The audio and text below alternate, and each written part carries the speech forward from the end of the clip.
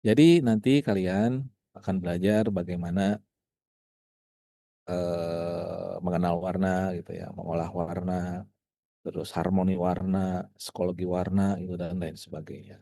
Gitu ya, termasuk kemungkinan kalian nanti akan belajar tren warna gitu ya. Tren warna ini sekarang kan 2025 ya. Mungkin kalian nanti akan memperkirakan tren warna 2026 itu seperti apa. Nah, jadi berbicaranya spesifik tentang warna. Oke, kenapa warna? Nah, ini ya yang sudah saya alami, yang sudah saya lalui gitu ya. Memang di mata kuliah ini jarang-jarang hanya satu dua kampus aja yang belajar tentang warna gitu ya. Kenapa ini dianggap sangat penting ya? Memang karena warna itu kan sebagai salah satu elemen dasar desain komunikasi visual ya. Berbicara tentang warna. Kadang-kadang kita tidak aware gitu ya. Ketika berbicara warna itu apa sih yang harus saya lakukan dengan warna? Bagaimana padankan warna, bagaimana membuat warna itu menjadi harmoni gitu dan lain sebagainya. Nah, itu yang kadang-kadang kita kurang apa ya, kurang aware, kurang kurang seperti kurang perhatian lah gitu ya. Padahal itu warna itu bisa menjadi salah satu daya tarik gitu ya. Nah, kemudian yang menjadi pokok pokok permasalahan itu bukan pokok permasalahan ya, saya bilangnya sih nggak ada masalah. Tapi pokok-pokok utama dari mata kuliah ini adalah bagaimana nanti ke depannya teman-teman bisa selain ngulik warna juga ya mudah-mudahan teman-teman bisa anggaplah memadu-madankan gitu ya. Kemudian bagaimana sinkronisasi warna, harmonisasi warna gitu ya dalam setiap tugas-tugas desainnya. Gitu. Nah, dalam satu semester ini kromatika ini kan mata kuliahnya teori ya, teori. Tapi nanti saya disisipkan ada prakteknya, ada praktiknya. Jadi rencananya selama satu semester ini dibagi dua, sampai UTS nanti itu kalian akan belajar tentang warna, kemudian tugas-tugasnya ada prakteknya ya, karena walaupun ini teori, tapi di sini saya tekankannya bahwa teman-teman bisa nantinya mengolah warna gitu ya, membuat konsep warna dan lain sebagainya. Nah, dari awal sampai UTS itu nanti kita akan berbicara masalah teoritis semua. Nah, kemungkinan dari UTS sampai UAS itu kita ada praktikum di situ ya. Walaupun ini sebenarnya mata kuliah teori gitu ya. Tapi luarannya itu yang kami harapkan adalah teman-teman memahami karakteristik warna dan bagaimana penerapannya pada media-media desain komunikasi visual. Nah, kurang lebih seperti itu ya gambaran umumnya. Oke. Nah, di sini tim dosennya sebenarnya ada dua orang di sini. Yang satu lagi sama Pak Dida, gitu ya. Tapi kebetulan saya yang didapuk menjadi pengampunya, gitu ya. Jadi nanti selama satu semester ini ya, ya kita akan terus bertemu ya. Kurang lebih seperti itu. Oke, jadi overview-nya seperti itu ya, mata kuliah kromatika itu. Kira-kira ada yang mau ditanyakan dulu sampai sini? Ada yang mau ditanyakan dulu sampai sini? Tidak? Kalau tidak ada, saya mau lanjut lalu. Nah, sebelum masuk ke materi ya, jadi mungkin untuk materi itu di awalnya kita di perkuliahannya di minggu kedua saja, karena ya dengan kondisi seperti ini kan agak gimana gitu ya. Nah, minggu depan kita sudah mulai masuk ke materi ya. Jadi sekarang ini saya hanya akan memaparkan gambaran umum seperti apa sih si mata kuliah kromatika itu. Kemudian eh, sangkut pautnya dengan desain komunikasi visual itu seperti apa. Ya. Kemudian dan apa yang menjadi urgensinya mata kuliah warna ini spesifik harus ada. Karena salah satu spesifiknya atau salah satu eh, anggaplah permasalahannya itu kadang-kadang mahasiswa itu belum aware, belum bisa memadupadankan, belum bisa bagaimana mengharmonisasi warna dan lain sebagainya. Nah, sebenarnya di teman-teman itu sebenarnya belajar, belajar mengharmonisasikan warna nanti. Walaupun sekarang masih belum masuk ke warna ya, masih hitam putih mungkin ya, masih hitam putih. Nah nanti semoga ya dengan teori warna ini juga bisa membantu teman-teman di mata kuliah nirmana, lebih seperti itu. Oke, jangan lupa saya minta tolong teman-teman ini membuat grup kelas ya khusus untuk kromatika. Nanti ke KM-nya atau siapapun lah ketua angkatannya dibuatkan. Nanti invite saya. Di sini kan ada anak wali saya, dikasih aja nomornya. Ya. Oke, ada yang mau ditanyakan dulu sampai sini? Ya ada. Jadi untuk pertemuan pertama ini saya hanya akan memberikan kontrak perkuliahan dulu, gitu ya. Apa yang harus dilakukan, aturan kelas dan lain sebagainya, gitu ya. Ini presentasinya muncul? Presentasinya muncul nggak? Muncul, Muncul, Pak. Pak, Muncul muncul. ya. Oke. Muncul, Nah, Pak. oke. Jadi ini program studinya DKV ya, mata kuliahnya kromatika. Kita hanya 2 SKS di sini. Kenapa jadi loncat-loncat gini? Semester ke-1, mata kuliah persyaratnya nggak ada. Nah, di sini dosen pengampunya Pak Dida Ibrahim ya. Kemudian saya, kebetulan saya sebagai koordinatornya di sini atau ke pengampunya. Nah, overview seperti ini ya. Jadi dalam mata kuliah kromatika itu mahasiswa memahami tentang konsep dasar warna, ya, model warna, atribut warna, dan sistem warna. Nah, ini ya yang digarisbawahi adalah konsep dasar warna, model warna, atribut warna, dan sistem warna. Ya. Kemudian memilih mengkombinasikan warna dengan lebih tepat dalam berbagai media cetak maupun digital. Nah, nanti juga selain manual, pengerjaannya juga ada yang sifatnya digital. Ya.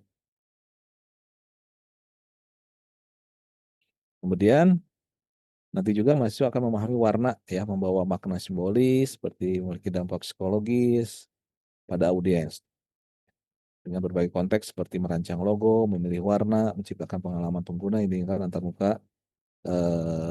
muka digital ya.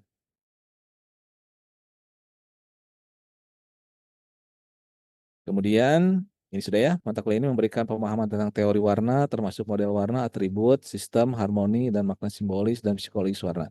Ya, pendekatannya teoritis dan praktis. Dan nanti ada secara teorinya ada, secara praktiknya juga ada.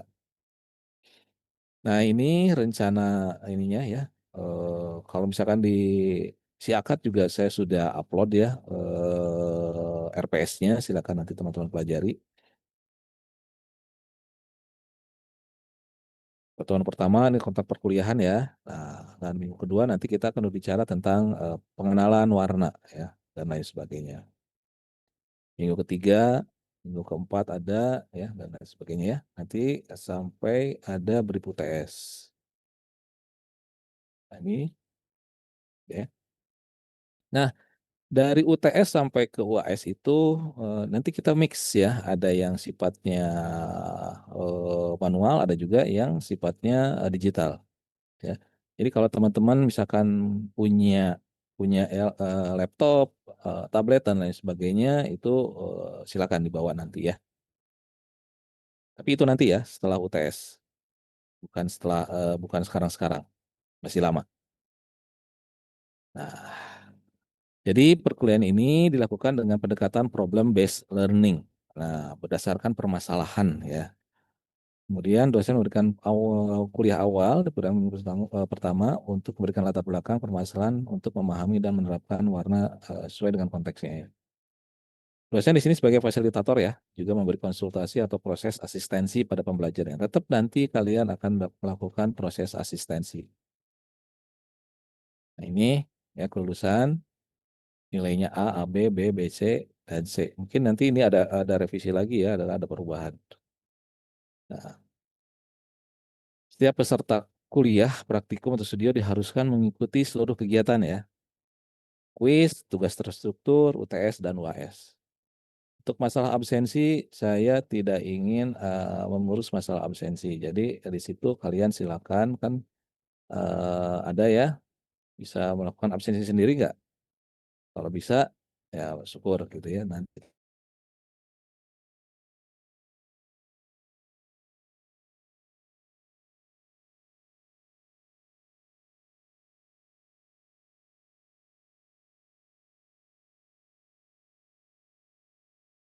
persen ya. Ya, anggaplah kalian itu punya jatah dikiranya sudah borosnya 3 kali, ternyata 4 kali.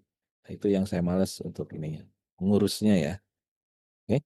Kemudian kehadiran ditentukan antara lain oleh pengisian kuis, tugas, kehadiran absensi atau sinkronus ya. Dan batas akhir pengumpulan tugas terstruktur mata kuliah sesuai dengan tentuan dosen. Ya. Nah, ini pertemuan kita ada 16 ya, termasuk UTS dan UAS. Jadi pertemuan pertama sampai pertemuan ke-7, pertemuan ke-8-nya UTS. Pertemuan 9 sampai ke-15 itu perkuliahan, pertemuan ke-16-nya adalah UAS. Kemudian jika ada libur nanti akan diganti ya sesuai dengan kesepakatan jam kuliah sesuai dengan jadwal yang telah ditetapkan si akad. Absensi dilakukan berdasarkan aktivitas yang dilakukan mahasiswa pada setiap sesi pertemuan. Nah, kemudian mahasiswa wajib mengerjakan tugas mata kuliah. Nanti tugas-tugasnya bisa secara fisik dikumpulkan maupun secara digital. Nanti akan saya share Google Drive untuk penyimpanan tugasnya. Kemudian sesuai ini ya tugas diupload sesuai dengan waktu yang telah ditentukan. Nah di sini saya akan merubah. Saya tidak akan ada pengurangan nilai, tapi di sini saya menekankan kalian belajar disiplin untuk mengumpulkan tepat waktu. Karena apa? Karena misalkan kalau kalian mengerjakannya ada yang loss satu, gitu ya, tiba-tiba lupa dikerjain, nah itu yang saya khawatirkan, gitu ya. Nilai kalian kosong. Nah, kalau untuk format pengumpulan nanti kita sepakati bersama saja ya. Nah, ini juga ya, tugas susulan atau tambahan ya. Di sini saya dihindari sebisa mungkin. Nah, gitu ya. Jadi tidak ada, saya menghindari yang namanya tugas susulan dan tambahan. Saya inginnya kalian melakukan atau menyesuaikan atau disesuaikan dengan tugas yang telah ditentukan dan telah disepakati bersama. Jadi misalkan Pak saya kurang nilainya kecil, mau ada tambahan tugas nggak ada. Jadi tugas udah itu tugas yang saya sediakan itu sudah direncanakan sebelumnya. Ya. Jadi tidak ada yang namanya tugas tambahan atau tugas susulan. Nah, terdaftar sebagai mahasiswa aktif, memenuhi semua persyaratan administrasi, mengikuti perkuliahan sekarang kurangnya 75% ya. Wajib memiliki kartu ujian kalau UTS, kalau ujian ya. Kemudian memenuhi semua tata tertib yang berlaku, tidak mengikuti ujian tanpa izin, tanpa surat keterangan. Nah, diberikan kesempatan ujian susulan bagi siswa yang sakit, yang berhalangan hadir dengan surat keterangan. Ujian susulan, nah ini ujian susulan ini itu aturannya dari akademik bukan dari dosen ya. Nah ini ya nilainya mungkin ini nanti direvisi ada perbaikan.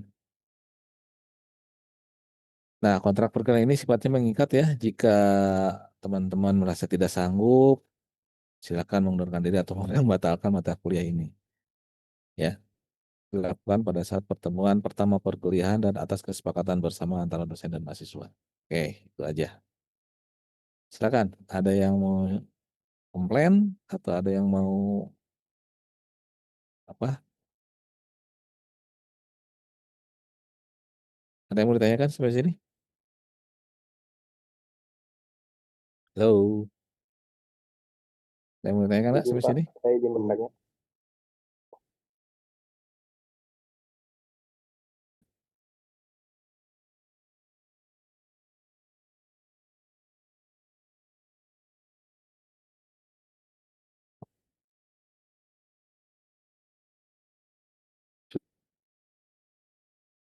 Udah jelas?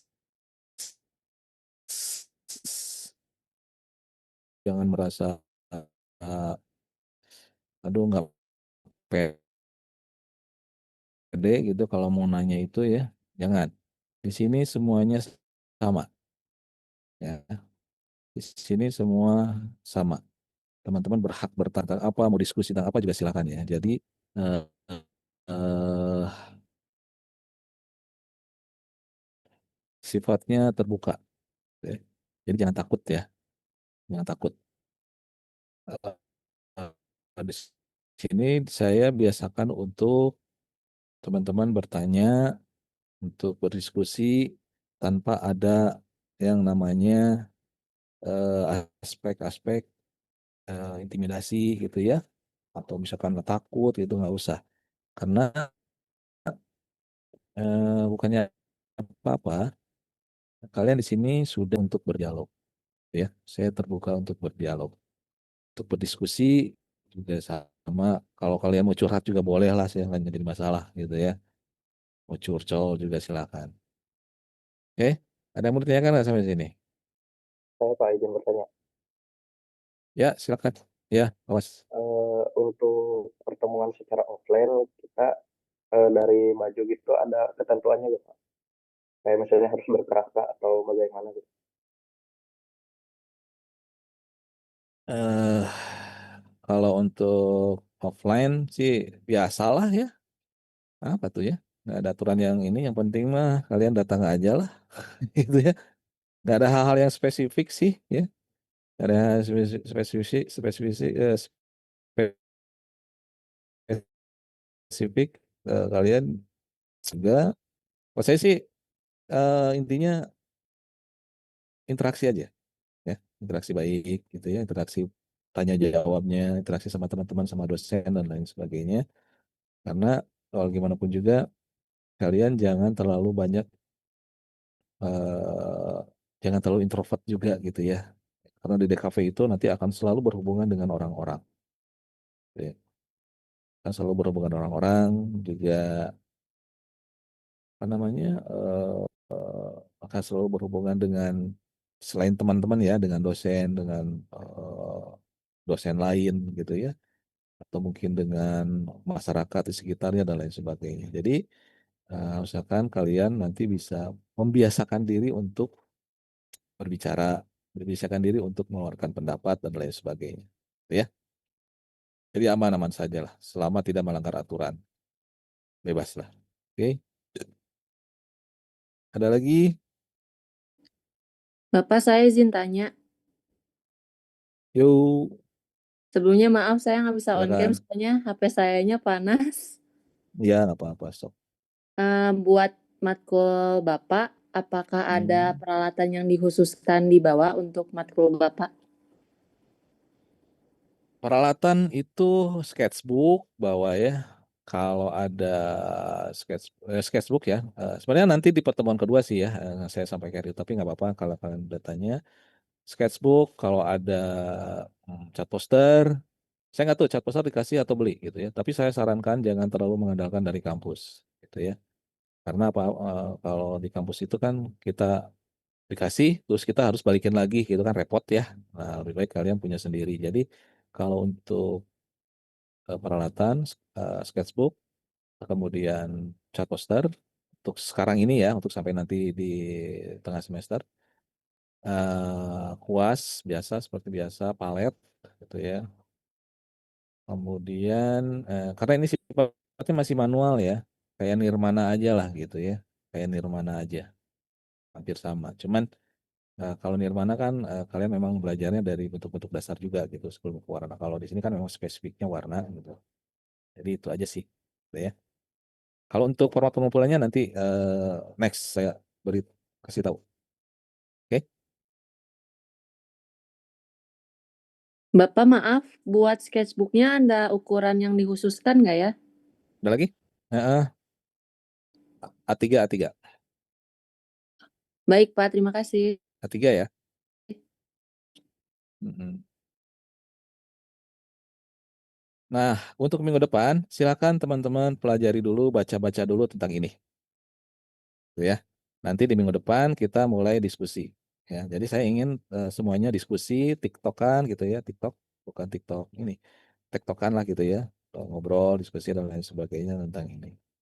Oke, jadi untuk sementara ini cukup dulu ya. persiapkan ini untuk minggu depan.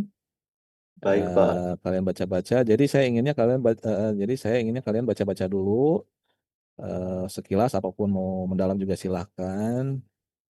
Jadi nanti kita diskusinya juga lebih enak, ya. Jadi jangan mau disuapin terus, gitu.